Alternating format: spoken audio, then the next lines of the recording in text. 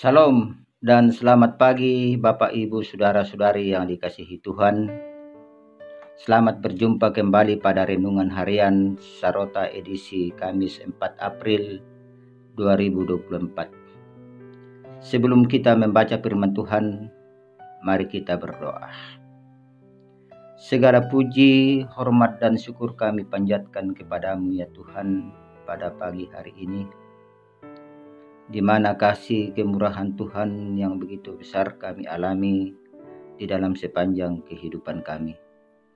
Secara khusus pada pagi hari ini, kami boleh dibangunkan dengan tubuh yang penuh keberkatan yang asalnya daripadamu.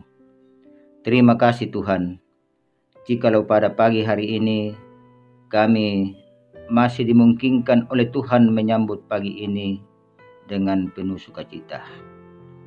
Bapa di surga, lewat kesempatan ini kami mau mendasari kehidupan kami untuk sepanjang hari ini di dalam membaca dan merenungkan kebenaran firman-Mu.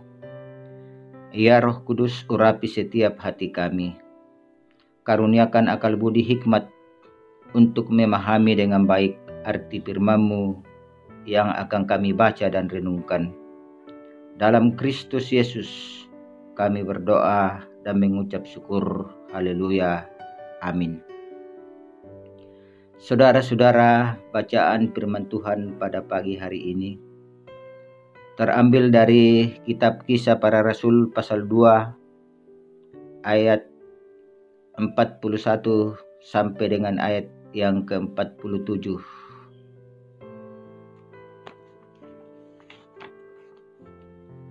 Cara hidup jemaat yang pertama. Orang-orang yang menerima perkataan itu memberi diri dibaptis, dan pada hari itu jumlah mereka bertambah kira-kira 3.000 jiwa. Mereka bertekun dalam pengajaran rasul-rasul dan dalam persekutuan, dan mereka selalu berkumpul untuk memecahkan roti dan berdoa. Maka ketakutanlah mereka semua, sedang rasul-rasul itu mengadakan banyak mujizat dan tanda. Dan semua orang yang telah menjadi percaya tetap bersatu, dan segala kepunyaan mereka adalah kepunyaan bersama. Dan selalu ada dari mereka yang menjual harta miliknya, lalu membagi-bagikannya kepada semua orang sesuai dengan keperluan masing-masing. Dengan bertekun dan dengan sehati, mereka berkumpul tiap-tiap hari dalam bait Allah. Mereka memecahkan roti di rumah masing-masing secara bergilir dan makan bersama-sama dengan gembira dan dengan tulus hati, sambil memuji Allah, dan mereka disukai semua orang. Dan tiap-tiap hari Tuhan menambah jumlah mereka dengan orang yang diselamatkan. Demikianlah firman Tuhan yang dikatakan berbahagia adalah setiap orang yang mendengarkan firman Tuhan dan setia melakukan di dalam sepanjang kehidupannya. Bapak, Ibu, Saudara-saudari yang dikasihi Tuhan, berikut bacaan pagi ini kita akan renungkan dalam satu tema, bertumbuh bersama dalam persekutuan pada lobok lan kasih pulungan. Nah, saudara-saudara, berbicara mengenai pertumbuhan dalam kehidupan kita, berarti kita berbicara mengenai kemajuan dan perkembangan di dalam kehidupan kita. Apabila seseorang tidak mengalami kemajuan atau perkembangan di dalam kehidupannya, berarti orang itu tidak mengalami pertumbuhan di dalam kehidupannya, baik secara jasmani dan rohani maupun pertumbuhan secara intelektual.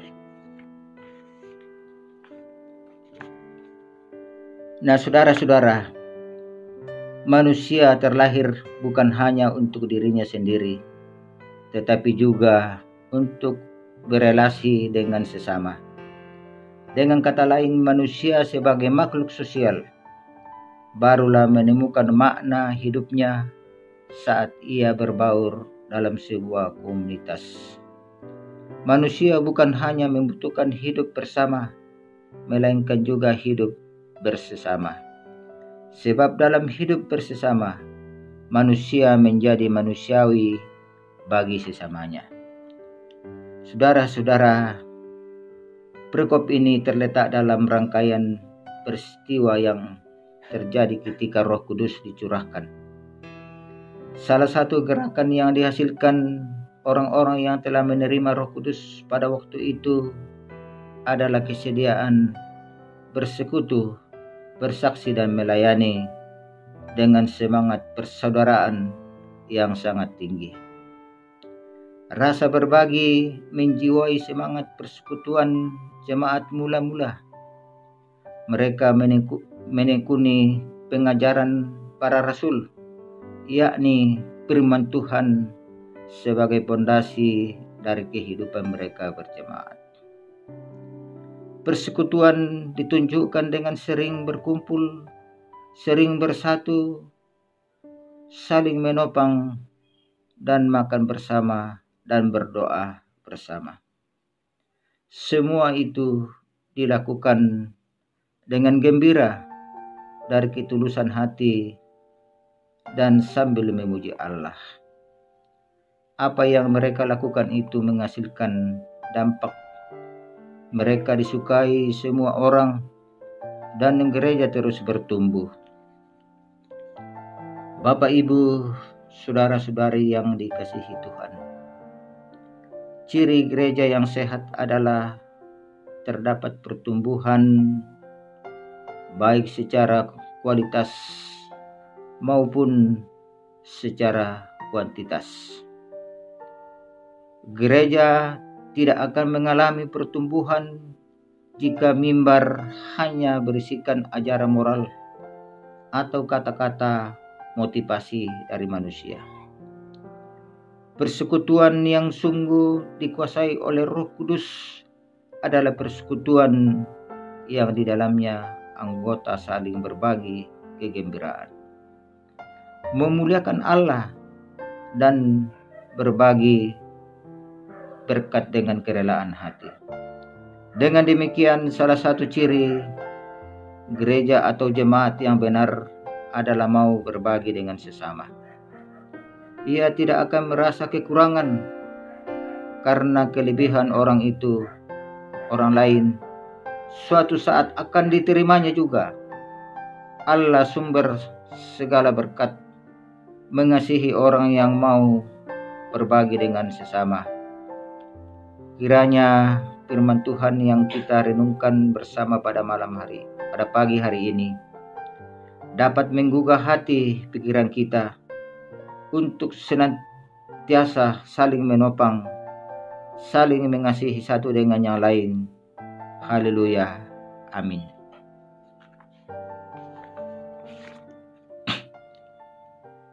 Saudara-saudara, mari kita berdoa. Kembali lagi kami datang tunduk merendahkan diri di hadapan hadirat-Mu ya Allah, atas segala kasih dan pertolongan-Mu, di mana di dalam waktu sejenak Engkau telah memberikan kesempatan kepada kami untuk membaca dan merenungkan akan kebenaran firman-Mu. Bapa di surga, firman-Mu telah mengajak kepada kami untuk senantiasa menjadikan firman Tuhan sebagai pondasi di dalam menjalani kehidupan kami.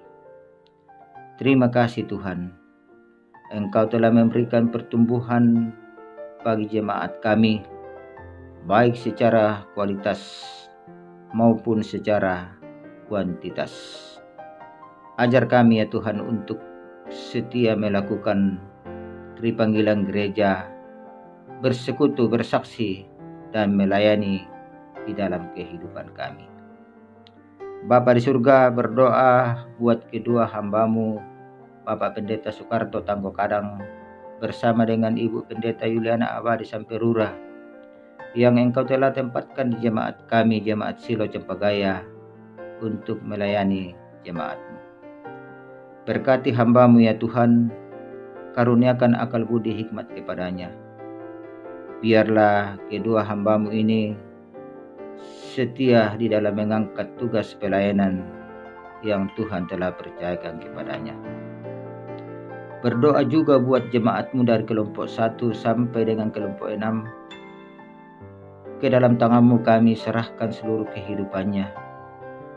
Berkati mereka di dalam rumah tangganya masing-masing, di dalam pekerjaannya masing-masing. Yang sakit Tuhan jamah dan sembuhkan, baik yang dirawat di rumah sakit maupun yang dirawat di rumah masing-masing. Kami yakin dan percaya lewat kuasa-Mu, lewat bilur-bilur-Mu, mereka menjadi sembuh. Berdoa juga bagi pemerintah bangsa dan negara kami. Berkati pemerintah kami dari pusat hingga ke pelosok tanah air.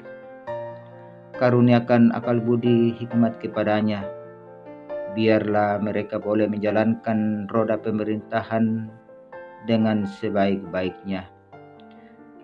Di dalamnya nama Tuhan dipuji dimuliakan. Berdoa juga bagi anak-anak kami yang akan mengikuti ujian akhir dari tingkat SD, SMP, dan SMA. Tuhan kiranya memberkati mereka, mengaruniakan akal budi hikmat kepadanya. Biarlah mereka tekun mengulangi segala pelajarannya di rumah, dan satu kali kelak soal-soal yang diperhadapkan kepadanya boleh dikerjakan dengan baik seturut kehendak Tuhan. Bapa di surga, ini doa permohonan kami. Ampuni dosa dan kesalahan kami yang kami bawa di dalam anak-Mu Yesus Kristus. Itulah Tuhan dan Juru Selamat kami yang hidup. Haleluya. Amin.